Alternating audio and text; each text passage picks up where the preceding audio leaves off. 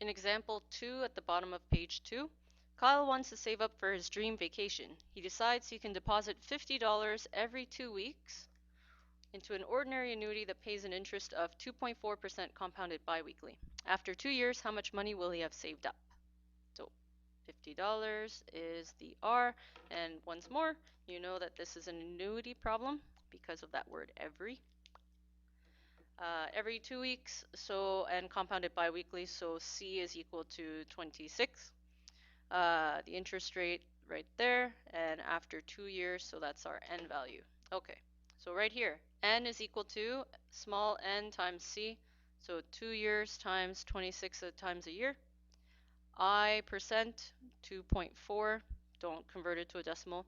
PV is 0, there's no set principal amount. PMT is the payment per period, that's the same as the R value, and it should be negative because Kyle is depositing that money into an account. So it's right now, at the moment, it's leaving his physical possession. Okay, and future value is what we want to figure out, so that's our A value. How much money will he have saved up? A. PY and CY, that's the C value, 26. And once more, when you take your graphing calculator application, and you can just replace the numbers, you don't have to clear anything, just overwrites it, sorry. And now press alpha, and then enter, and you get $2,662.15. Okay. Again, if you would like, you can use the future value formula and check it out and make sure that your answers do match. But you can probably trust the TVM solver as long as you've entered all of your values correctly. One quick little thing I want to mention, the negative button is this one, okay?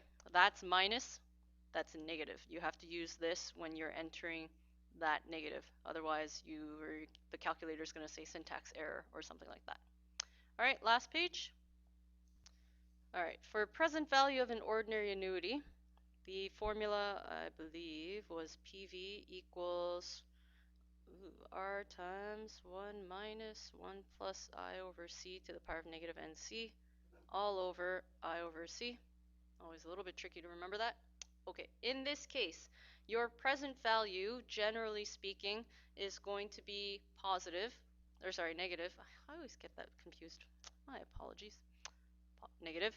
PMT is going to be how much you withdraw, so that money is coming into your possession, so that's going to be, in general, positive. And future value is what is going to be 0 in this case, because you're putting in some amount of money today so that in the future you're going to be clearing out that account, or you're borrowing some money today and in the future you will have paid it all back, so you will owe nothing. All right. So just make sure that one of either PV or PMT is positive and the other one is negative. And in the calculator, for N, you would plug in N times C. For I, it's I as a percent. PV would be your present value, how much you're depositing. So it's negative, and that's the same PV. PMT is R. Future value is 0. PY and CY are both C. So in this example, Erica deposits her birthday present of $500 into an account that pays interest at a rate of 1.5% compounded weekly, 52 weeks in a year.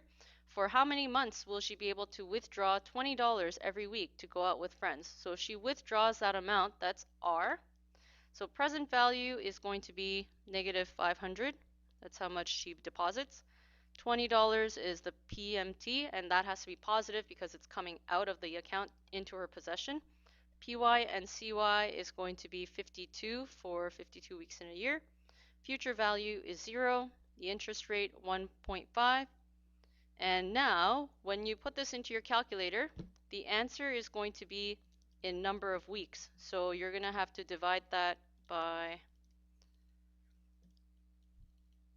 4 to just solve for how many months.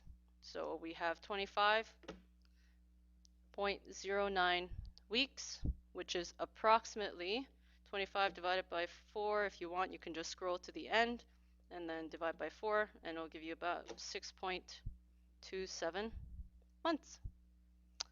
And that's it, folks.